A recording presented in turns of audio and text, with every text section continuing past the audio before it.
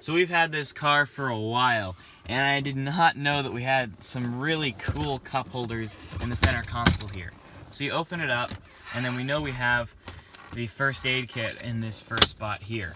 But right under here is the coolest part. So if it's a little touchy, it's kind of weird. If I just push on it like this, it doesn't open. But you have to tap it quick.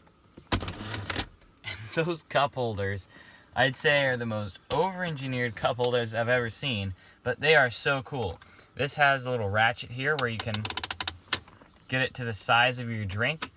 It really is just crazy. And then you push down on it to bring it back to the original spot. I mean, it just looks fragile. I'm not sure. I mean, this is crazy. And then you just push it and it goes back in. I mean, these are crazy. I mean, look at these tiny little rods here.